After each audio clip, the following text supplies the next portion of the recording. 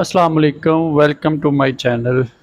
आए आज आइल्स general training 11 book के टेस्ट नंबर 1 इसका रीडिंग सेक्शन का सेक्शन नंबर 1 करते हैं। किस तरह इस सेक्शन में अच्छे नंबर ले सकते हैं आए डिस्कस करते हैं। तो सबसे पहले अगर आपने मेरा चैनल सब्सक्राइब नहीं किया तो मेरा चैनल सब्सक्राइब कर दें ताकि ऐसी वीडियोस आपको मतवातर मिलती रहें। तो ये कैम्ब्रिज प्रैक्टिस टेस्ट हैं। तो आज टेस्ट 1 रीडिंग सेक्शन 1 को हम करेंगे। क्वेश्चन है 1 to 14। Read the text below and answer question 1 to 5। ये आपको रीडिंग के अंदर ये वाला पार्ट सेम ऐसा ही टेस्ट में भी मिलेगा कि जिसमें सेक्शन नंबर 1 होगा, क्वेश्चन नंबर 1 to 14 होगा और ये साथ लिखा होगा रीड द टेक्स्ट बिलो कि इस टेक्स्ट को पढ़ें एंड आंसर क्वेश्चंस 1 to 5। और क्वेश्चन नंबर 1 to 5 जो अगले सफ़े में दिए गए हैं ये वाले ट्रू फॉल्स नॉट गिवन, इनके आपने जवाब देने हैं। तो ये बेसिकली स्टेटमेंट्स हैं। Do the following statement agree with the information given in the text on page 18 and 19। क्या ये स्टेटमेंट्स इस टेक्स्ट के साथ एग्री करती हैं? ये आपने इसमें बताना है। अगर करती हैं तो ट्रू होगा, अगर स्टेटमेंट कॉन्ट्राडिक्ट करती है तो वो फॉल्स होगा, और अगर इंफॉर्मेशन इस टेक्स्ट में नहीं दी गई स्टेटमेंट के बारे में तो उसके साथ आएगा नॉट गिवन। तो अभी हम करते हैं, पढ़ते हैं, इसको समझते हैं और ये जानने की कोशिश करते हैं कि ये हमने जो इंफॉर्मेशन है ट्रू फॉल्स नॉट गिवन इसको कैसे डिटेक्ट करना है इससे। तो आए स्टार्ट करते हैं। Let's start it. Is your child at school today. तो ये क्या है? ये टाइटल है इस पूरी टेक्स्ट का, इस पैसेज का ये टाइटल है। टाइटल बहुत अहम रोल प्ले करता है। आपने टाइटल पढ़ना है ताकि आपको आइडिया हो जाए कि आगे आपने क्या पढ़ने जा रहे हैं आप। तो is your child at school today, is your child कि आपका क्या बच्चा एट स्कूल टुडे आज स्कूल में हाजिर है। तो ये बेसिकली किसके लिए? School attendance information for parents carers. तो इस टेक्स्ट के अंदर जो इंफॉर्मेशन है वो बेसिकली किनके लिए? पेरेंट्स के लिए और केयरर्स के लिए, यानी माँ बाप के लिए या गार्डियंस के लिए बच्चों के। तो आए पढ़ते हैं इसको। इंट्रोडक्शन। तो ये भी बहुत अहम पार्ट है। इसमें आप देखेंगे कि ये जो आगे टेक्स्ट है इसमें कौन कौन से पॉइंट जो हैं वो डिस्कस किए गए हैं। Receiving a good full time education के हासिल करना, receiving a good full time education, मुकम्मल पूरे वक्त की एजुकेशन यानी कि फॉर्मल एजुकेशन हासिल करना, will give your child the best possible start in life, कि वो देगा आपके बच्चे को क्या? द बेस्ट पॉसिबल मुमकिना स्टार्ट आगाज़ इन लाइफ, कि मुमकिना बेहतर आगाज़ आपको आपके बच्चे को एजुकेशन देगी अगर वो फॉर्मल एजुकेशन हासिल कर रहा है। Attending school regularly and punctually, कि मतवातर और लगातार स्कूल को अटेंड करना इज़ असेंशियल, ज़रूरी है। If children are to make the most of the opportunities, कि अगर बच्चे ने आर टू मेक, अगर बच्चा ने हासिल करना है क्या? The most of the opportunities, फ़ायदा उन मौक़ों से अवेलेबल टू दैम जो से हासिल हैं। द लॉ सेज़ दैट, कानून कहता है, पेरेंट्स मस्ट इंश्योर, कि वालदैन को ये यकीनी बनाना है that their child regularly attend the school, कि उनका बच्चा रोज़ स्कूल में हाज़िर होता है, रोज़ स्कूल में जाता है। वेयर ही या शी इज़ रजिस्टर्ड, जहाँ पे उसका दाखिल करवाया गया है। तो ये बेसिकली एजुकेशन की अहमियत और बच्चे का स्कूल जाना, रोज़ जाना उस पे ये इंट्रोडक्शन में बात की गई है। तो what you can do to help, कि आप क्या कर सकते हैं जिससे इसको कि बच्चा रेगुलरली स्कूल जाए, इसको हासिल करने में आप हमारी कैसे मदद कर सकते हैं। Make sure your child arrive at school on time. तो यहाँ से जितना भी आगे हम पढ़ने जा रहे हैं ये ट्रू फॉल्स की सेंस में बड़ा अहम है। Make sure your child arrive at school on time. यकीनी बनाएं कि आपका बच्चा स्कूल में रोज़ आता है, वक्त पर आता है। This encourage habits of good time keeping. ये आदत उसकी बच्चे की कि रोज़ स्कूल जाना उसे वक्त की पाबंदी सिखाएगी।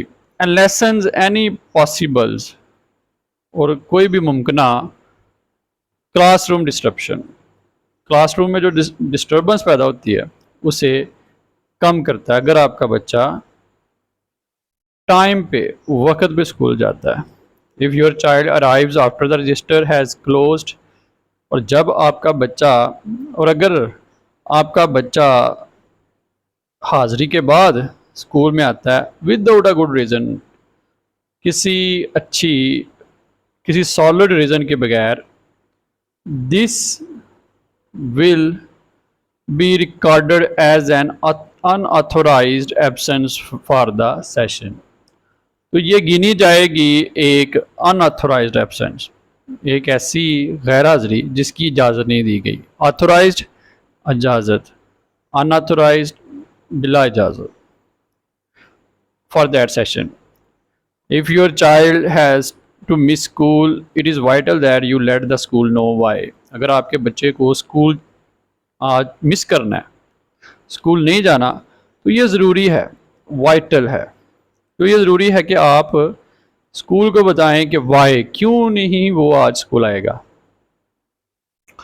Preferably on the first morning of absence, कि जिस दिन उसने छुट्टी करनी है उस दिन की जो मॉर्निंग है, सुबह के सेशन में ही आपने अपने बच्चे को आप ये इन्फॉर्मेशन जो है वो देनी है स्कूल वालों को।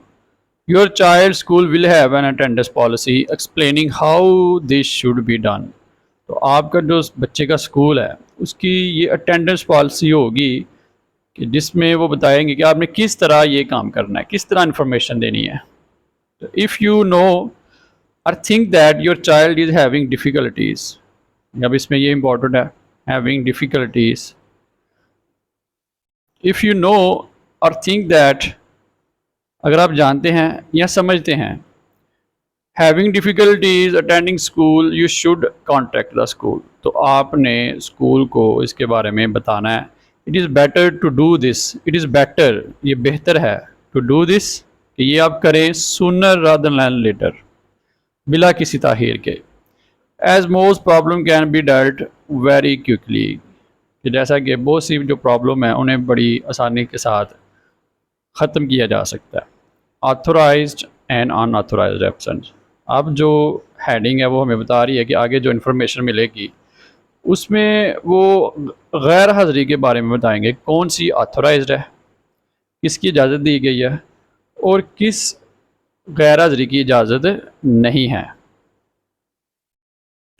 If your child is absent and the school either does not receive an explanation from you, कि अगर आपका बच्चा स्कूल से गैर हाज़िर है और स्कूल को, एडमिनिस्ट्रेशन को आपने ये भी नहीं बताया कि वो क्यों गैर हाज़िर है, और कंसीडर द एक्सप्लेनेशन अनसेटिस्फैक्ट्री, तो अगर वो आपकी एक्सप्लेनेशन से जो वजह है छुट्टी की उससे स्कूल मुतमिन नहीं होता, unsatisfactory, it will record your child absence as unauthorised.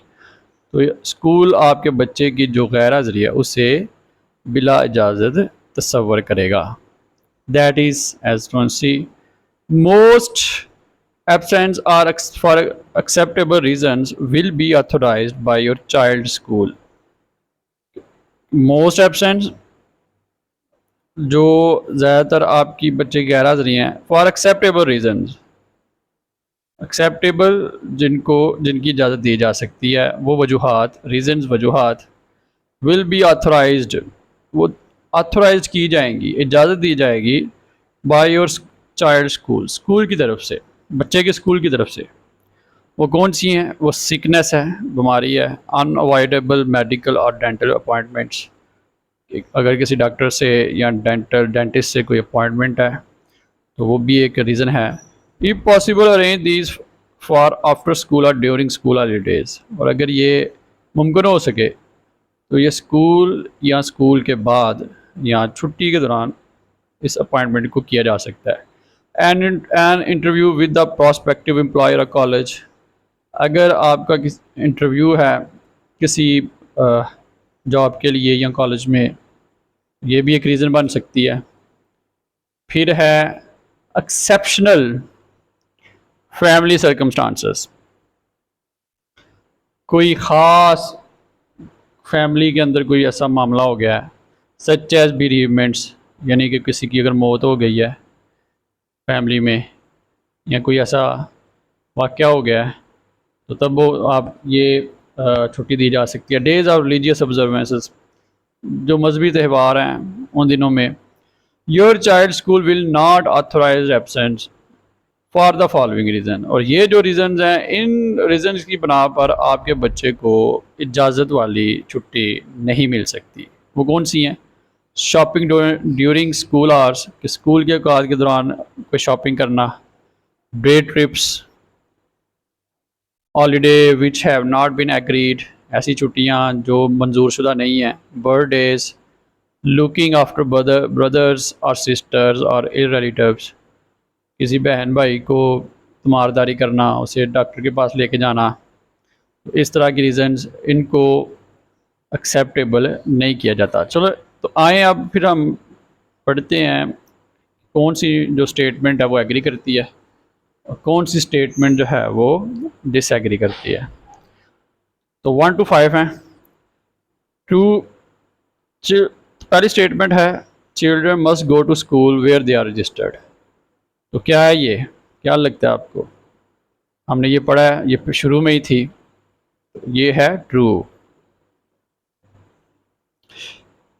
All arrivals after the register has closed are recorded as unauthorized absence। तो यहाँ पे ये पढ़ने वाला वर्ड है all arrivals, जबकि हमने पढ़ा था कि अगर रीज़न हो तो वो ऑथोराइज्ड हो सकती है। तो यहाँ पे स्टेटमेंट कह रही है कि अनऑथोराइज्ड सब जितनी भी अराइवल्स हैं वो रजिस्टर, अगर हाज़िरी के बाद बच्चे स्कूल में आते हैं तो उन्हें अनऑथोराइज्ड ठहराया जाएगा। तो ये क्या है? False. If your child is absent from school you must send the school a letter to explain Y.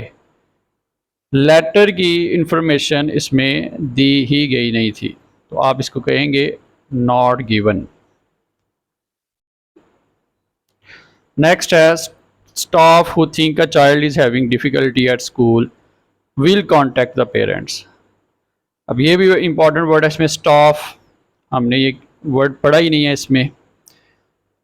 तो ये है कि अगर आपका बच्चा कोई उसको कोई मसला पेश आ रहा है, कोई उसको प्रॉब्लम है, तो स्टाफ पेरेंट से कांटेक्ट करेगा। तो ये इन्फॉर्मेशन नहीं दी गई, तो इसको भी हम कहेंगे नॉट गिवन। इसी तरह schools will contact other authorities about children who take frequent unauthorised absence. तो ये भी अदर अथॉरिटीज़ का रेफरेंस हमने पूरे टेक्स्ट में नहीं पढ़ा, तो बड़ी आसानी से आप यहाँ लिख सकते हैं यहाँ पे नॉट गिवन। तो नॉट गिवन आप वहाँ पे इस्तेमाल ऑप्शन लेंगे जो इन्फॉर्मेशन टेक्स्ट के अंदर मौजूद नहीं है। फॉल्स आप उस इंफॉर्मेशन को, उस स्टेटमेंट को कहेंगे जहाँ पे जो इन्फॉर्मेशन दी गई है उसको तोड़ दिया गया है, उसको मरोड़ दिया गया है। तो ट्रू जो स्टेटमेंट है, जो ठीक है, वो आप दे सकते हैं।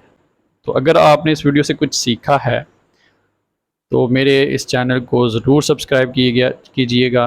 हम रोज़ इन टेस्ट से कोई एक्सरसाइज लेंगे और करेंगे। इसके साथ मुझे इजाज़त दें। अल्लाह हाफिज़। बहुत शुक्रिया।